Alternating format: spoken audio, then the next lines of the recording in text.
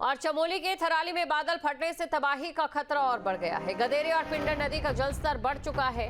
नदी किनारे बसे ग्रामीणों में दहशत है। राड़ी बगड़ क्षेत्र में पानी का दबाव बढ़ रहा है। अफरा तफरी का माहौल देखने को मिला।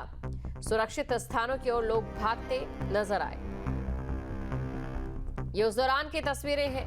आप देख सकते हैं कि रात को किस प्रकार यहां पर जब बादल फटता है तो लोग दहशत में आ जाते हैं।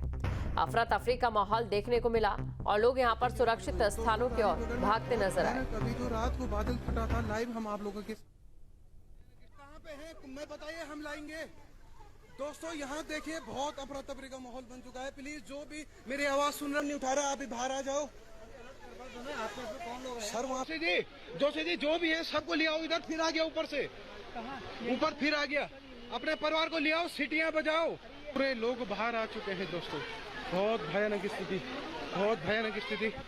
और आ रहे हैं, रेस्क्यू टीम आ चुकी है। डीडी और अब तक हमारी आवाज पहुंच रही है, तो प्लीज आइए, आप लोग सब एक जगह पे इकट्ठा हो जाइए। तो देखिए, वीडियो भी सामने आया है और ये वीडियो बताने के लिए काफी है कि रात के समय जब बादल फटता है तो किस प्रकार की तबाही और किस प्रकार की अफरा तफरी यहाँ देखने को मिलती है। लोग यहाँ पर एक दूसरे को चिल्ला चिल्लाकर अपने घरों से बाहर निकलने के लिए कहते रहे। छोटे छोटे बच्चे भी आपको जरूर दिखाई देंगे जो कि अपने अभिभावकों के साथ, अपने माता पिता के साथ भरी बरसात में भीगते नजर आ रहे हैं, क्योंकि इंसान ने विकास की वो मांग की है। वो अंतहीन विकास यहाँ पहाड़ों पर हो रहा है कि जो खाली जगह पहाड़ों के भीतर बन चुकी है, अब धीरे धीरे वो दरक रही है। बादल फटने के बाद ये तबाही और भी ज्यादा विनाशक हो जाती है। तस्वीरें आपके सामने हैं। इसके बाद जब सुबह लोग अपने आवास स्थानों पर पहुंचे तो देखकर मंजर हैरान हो गए। खबर पर अधिक जानकारी के साथ संवाददाता सुरेंद्र रावत हमारे साथ जुड़ चुके हैं। सुरेंद्र, इस समय सबसे पहले हालात के बारे में जानना चाहेंगे, क्या अपडेट और क्या तस्वीर? हाँ बिल्कुल, जिस तरह से देर रात जो थराली क्षेत्र है चमोली जनपद का, वहाँ पे एक लगभग 12 और 1 बजे के बीच जो अतिवृष्टि हुई थी, उसके बाद बादल फटने की कई जगह पे घटनाएं हुई थी, जिसमें जो राड़ी बगड़ थराली का जो मुख्य बाजार है और सेपड़ों जो गांव हैं, इसके साथ साथ अन्य जो कई गांव हैं जो बादल फटने की जो मलबा आया उससे काफ़ी प्रभावित हुआ। और जो सबसे ज़्यादा नुकसान हुआ है वो थराली में हुआ, जहाँ पे ये बताया जा रहा है कि जो एसडीएम आवास था और जो स्थानीय लोगों का दर्जनों घर ऐसे हैं जो मलबे की चपेट में है और कई वाहन मलबे की चपेट में आ गए हैं और 2 लोगों के लापता होने की बात कही जा रही है। तो बिल्कुल ये जो खबर है हैरान कर देने वाली है और परेशान करने वाली भी, खासकर तब जब धराली में हाल ही में ऐसी आपदा आई हो।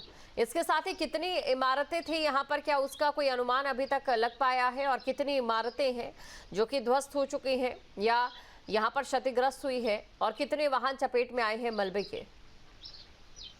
बिल्कुल, जिस तरह से जब देर रात की जब घटना हुई तो पूरा, हालांकि पुलिस की ओर से अलर्ट करा जा रहा था, क्योंकि पेंटर नदी के किनारे ये क्षेत्र बसा हुआ है, तो पुलिस की ओर से लोगों को अलर्ट करा। लेकिन जिस तरह के प्रकृति का जो रौद्र रूप है, उससे कहीं ना कहीं बहुत बड़ा नुकसान लोगों को हो रहा है। और कई जो दर्जनों जो घर हैं उनमें जो मलबा आया है उससे कहीं किसी तरह लोगों ने अपनी जान बचाई है। और इस तरह से कहा जा सकता है कि बहुत एक कहर यहाँ पे बरपा था। हालांकि प्रशासन की ओर से बताया जा रहा है कि जो राड़ी बगड़ है वहाँ पे एक व्यक्ति लापता हुआ है और जो एक बगल पे जो गांव है वहाँ पे एक जो 20 वर्षीय ये युवती है वो भी लापता हुई है, जिसको तो बिल्कुल ये जो आपने जानकारी दी है कि 2 व्यक्ति फिलहाल लापता बताए जा रहे हैं।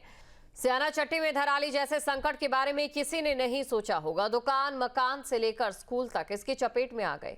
सरकारी स्कूल के कर्मचारी स्कूल के जरूरी कागजात को सुरक्षित करने में जुटे थे, लेकिन सभी सरकारी कागजातों को सुरक्षित नहीं किया जा सका। आपदा की कहानी सुनाते हैं चश्मदीद किशन रावत की जुबानी।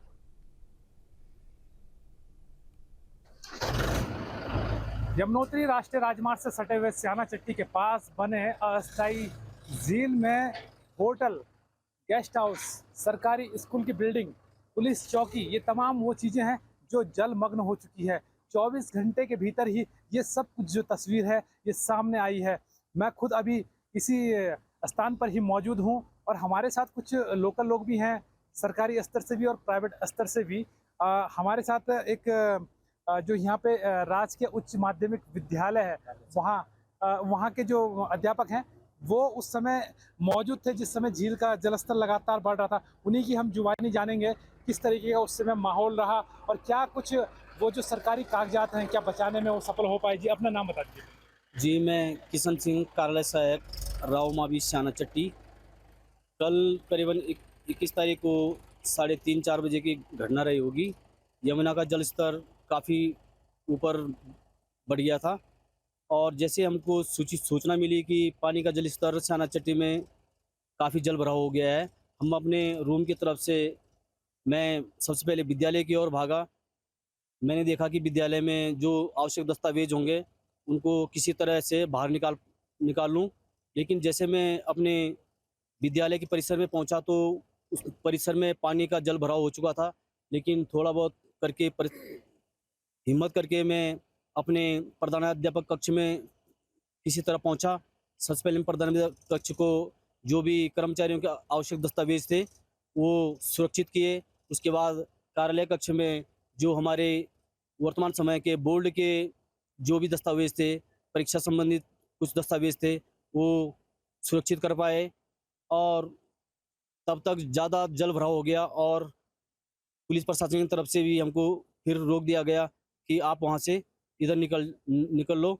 लेकिन इसमें हमारी 1 मंजिल बिल्डिंग तो पूरी जल भराव हो चुका है, जिसमें प्रधानाध्यापक कक्ष, कार्यालय कक्ष, लैब कार्यालय और पुस्तकालय, ये सब क्या है जल भराव से एकदम निपट गए। जो सरकारी जो दस्तावेज हैं कुछ हैं अभी वहाँ मौजूद जो अब कुल मिला के पानी के उसमें पूरी तरीके से गीले हो गए होंगे, नष्ट हो गए होंगे? बहुत सारे दस्तावेज हैं अभी भी, जैसे हमारे समाज कल्याण विभाग के द्वारा छात्र स्कॉलरशिप द्वारा कई हमारे छात्रों के डॉक्यूमेंट्स थे, वो भी वहाँ जल के भराव के कारण अस्त व्यस्त हो गए हैं। और बहुत सारे वो थे ऑनलाइन हमारे कई डॉक्यूमेंट्स थे, वो भी वहीं रह चुके हैं।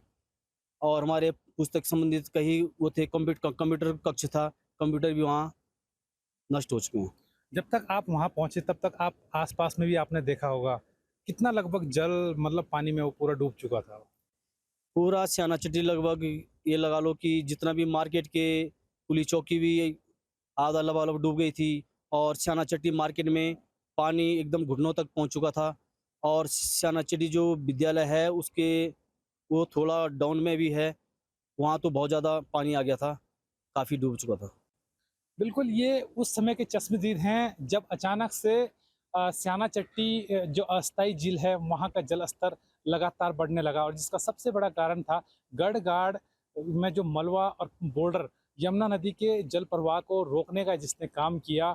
उसके बाद लगातार स्याना चट्टी अस्थायी झील का जलस्तर इतना ज़्यादा बढ़ गया कि सरकारी तौर पर अगर देखें तो दस्तावेजों को नहीं बचाया जा सका गैस। लेकिन ये जलमग्न के पीछे कब यहाँ से झील का पानी अपने जल प्रवाह में जाएगा, कब ये डिस्चार्ज पूरी तरीके से हो पाएगा, ये कहना जल्दबाजी होगी।